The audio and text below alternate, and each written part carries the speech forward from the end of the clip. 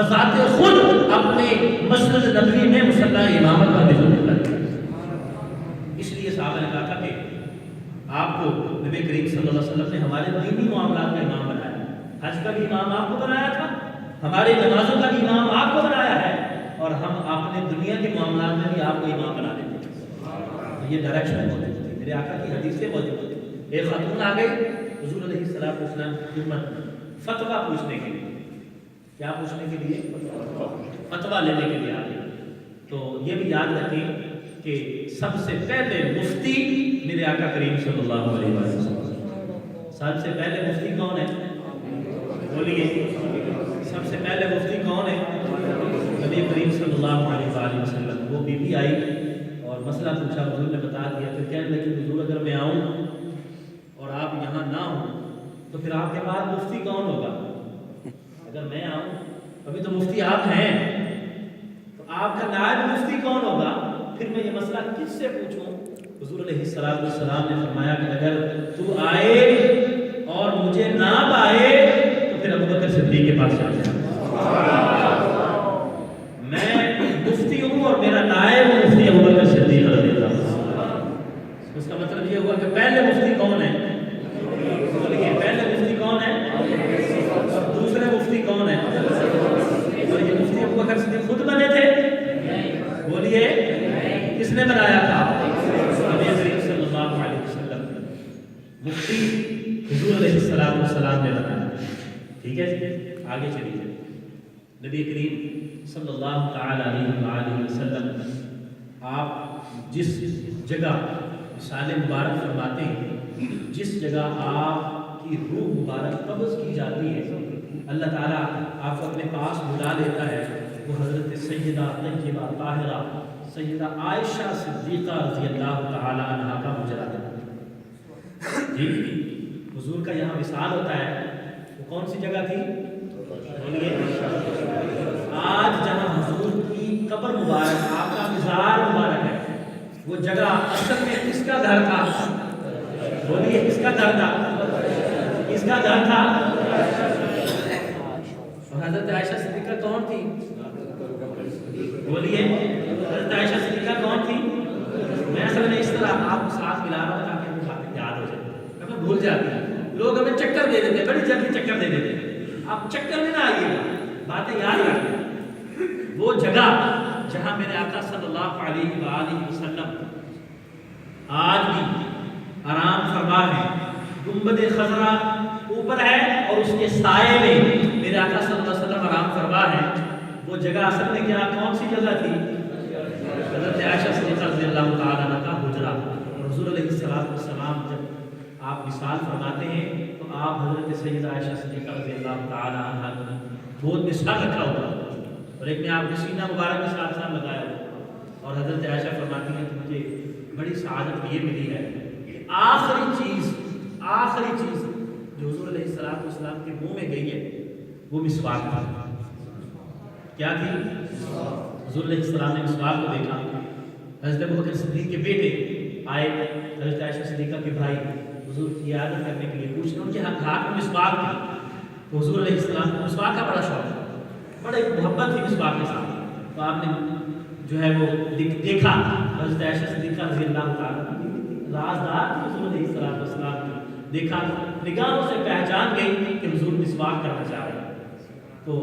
اپنے بھائی کو کہا کہ مسواک دے دی، انہوں نے مسواک دی، حضور علیہ السلام کی خدمت کو پیش کرنے لگی، پھر محسوس ہوا کہ حضور کو بیمار ہے، آپ سے چبایا نہیں جائے گا، تو حضرت عائشہ فرماتی ہیں کہ حضور علیہ السلام کو میں نے اپنے دانتوں سے مسواک چبائی، اپنے دانتوں سے مسواک چبائی اور چبا کے حضور کو دی، حضور علیہ السلام نے بڑا خوش ہو کے مسواک دی، فرماتی ہے کہ وہ آخری چیز جو حضور کے منہ مبارک میں گئی ہے وہ میرے دانتوں سے چبائی ہوئی مسواک ہے۔ اس کے بعد حضور نے کچھ تلاوت نہیں فرمایا، کچھ ایذا نہیں دی۔ اچھا، بعد میں جو کرنے لگا تو بات اس طرح نکل گئی، بعد میں یہ کرنے لگا تھا، حدیث مبارکہ میں آتا ہے، بزرگوں نے فرمایا، سیرت کی کتابوں میں ہے، یہ بڑی معروف بات ہے، آپ بھی جانتے ہوں گے کہ بندہ جس جگہ دفن ہوتا ہے، جس جگہ دفن ہوتا ہے وہیں سے مٹی لے کر اس کا خمیر تیار کیا جاتا ہے۔ جی سنا ہوا ہے کہ پہنچی وہیں پہ خاک جہاں کا خمیر تھی، جہاں انسان دفن ہوتا ہے اسی اسی جگہ سے مٹی لے کر اس کی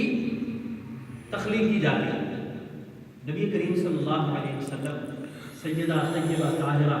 سیدہ عائشہ صدیقہ رضی اللہ تعالی عنہا کے حجرے میں وہاں پر دفن ہے، وہاں پر آپ آرام فرما رہے ہیں، اس کا مطلب ہے کہ آپ کے جسم مبارک کی مٹی بھی اسی جگہ سے لی گئی، آپ کے جسم کی مٹی مبارک بھی سن رہے ہیں، آپ کے جسم کی مٹی مبارک بھی اسی جگہ سے لی گئی۔ اور اس سے پتہ یہ چلتا ہے نبی کریم صلی اللہ علیہ وآلہ وسلم وہاں آرام فرمائے اور حضور پہلے اس گنبد خضرا کے نیچے حجرہ عائشہ میں آرام فرمانے والے پہلے ہیں، اور حضور کے ساتھ دوسرے آرام فرمانے والے کون ہیں؟ پہلے حضور ہوئے اور دوسرے، تو وہاں جو مٹی لی گئی ہے حضور کی، جس میں اطہر کی مٹی وہاں سے لی گئی ہے، اور آپ چلے یہ نہ کہیں کہ حضرت ابوبکر صدیق کی مٹی بھی وہاں سے لی گئی، آپ یہ کہہ لیں کہ اس کے ساتھ والی جگہ سے حضرت ابوبکر صدیق کی مٹی لی گئی۔ یہ شرف ہے کسی کے پاس، زور لگا لے کوئی کتنا بھی زور لگا لے،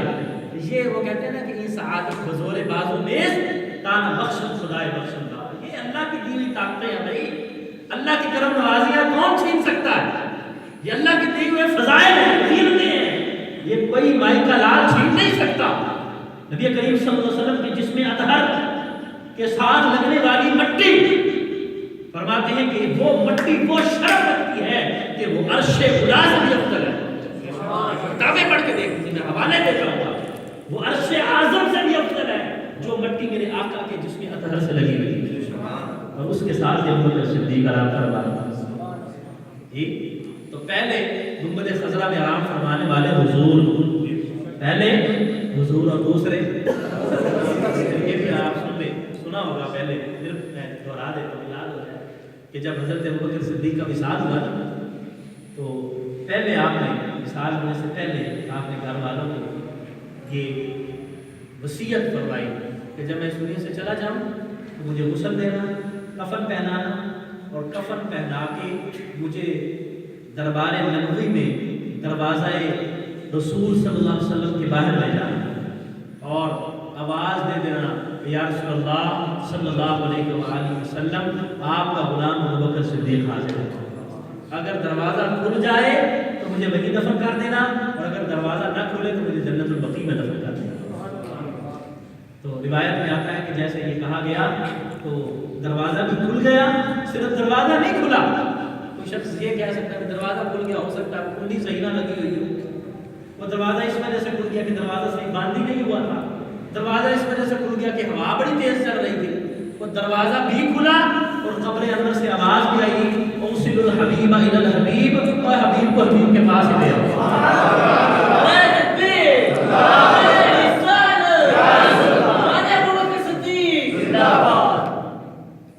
سمجھ آ رہی ہے بات؟ یہ ساری محبت کی بات ہے، اس لیے ہم جو اہل سنت ہے نا، ہمارے پاس محبت کی درس ہے، یہی درس ہے، اہل بیت ہے تو ان کے ساتھ، صحابہ کرام ہے تو ان کے ساتھ، جو حضور کے ساتھ جڑ گیا، یا وہ تو دور کی باتیں ہیں، ہم تو نبی کریم صلی اللہ علیہ وآلہ وسلم کے پاک شہر میں رہنے والی بلی اور پاک شہر میں رہنے والا کتا، ہم ہمارے بزرگوں کے قدم چومتے ہیں۔ مولا حضرت رحمۃ اللہ نے کیا فرمایا تھا؟ تجھ سے در سے سگ، اور سگ سے ہے مجھ کو نسبت، تجھ سے در، یعنی حضور آپ قبر انور میں آرام فرمائے تو آپ کے ساتھ نسبت ہے آپ کے دروازے کو، ٹھیک ہے جی، تجھ سے در دروازے کو کہتے ہیں، تجھ سے در سے سگ،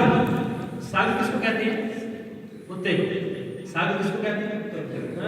تجھ سے در، آپ کا دروازہ، اور دروازے کی نسبت کتے کے ساتھ،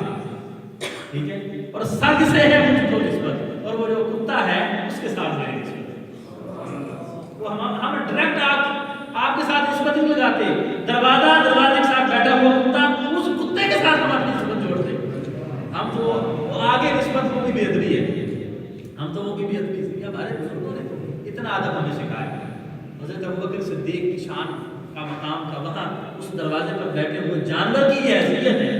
اس بے زبان کی یہ حیثیت ہے، تو میرے آقا کریم صلی اللہ علیہ وسلم نے جس کو اپنی زندگی میں جنت کی خوشخبری عطا فرمائی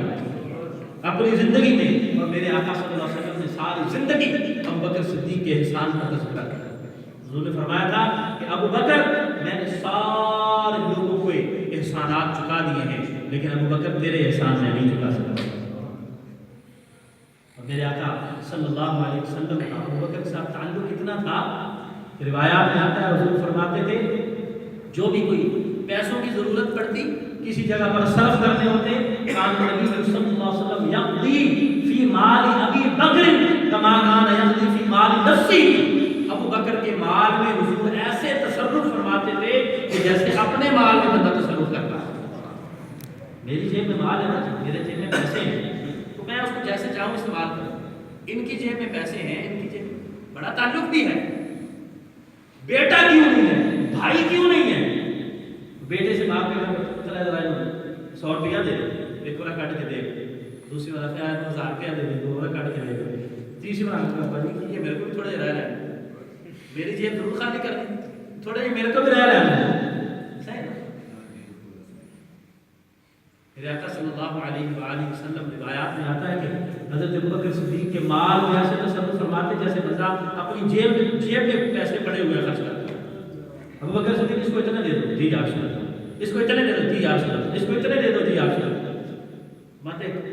حضور نے اس لیے فرمایا، حضور فرمایا سب کے احسانات چکا دیے، ابوبکر تو نے کبھی مجھے نہ ہی نہیں کی، میری زبان سے لفظ نکلا ہے تو آگے غلام بن کے آگے کھڑا ہوا۔ اب وہ غزوہ تبوک کا موقع ہے، سارا کچھ لے کے آ گئے، گھر کا سب سامان لے کے آ گئے، پوچھا ماں ابقیت لأہلک یا ابا بکر، ابو بکر گھر والوں کے لیے کیا چھوڑا ہے؟ کیا خوبصورت جواب ہے، ابقیت لأہلی اللہ والرسول، اپنے گھر والوں کے لیے اللہ اور اس کا رسول چھوڑ دیا۔ یہ جواب تو سوکھا جواب ہے، آپ کیا سمجھتے ہیں کہ ایسا معمولی سے جواب؟ گھر کی جمع پوری ساری آپ لے آئیں اور لا کے اپنے ساتھ اپنے مرشد اپنے پیر کے حوالے کر دیں، اور آپ کا پیر پوچھے گھر میں کیا چھوڑا ہے، اور آپ کہتے ہیں گھر میں اللہ اور اس کا رسول چھوڑ کے آیا۔ یا کوئی سوچ سکتا ہے کہ ایسے لوگ بھی دنیا میں؟ اگر ایسی ہمیں مثالیں ملتی ہیں تو سیدنا ابوبکر صدیق رضی اللہ تعالیٰ عنہ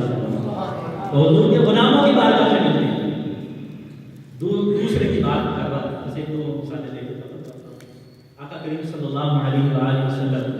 آپ قبر مبارک میں آرام فرمائیں، اور دوسرے حضرت ابوبکر صدیق رضی اللہ تعالیٰ عنہ، اور حضور علیہ السلام نے فرمایا کہ کل قیامت کا دن ہوگا، انا اول من تنشق عنہ الارض،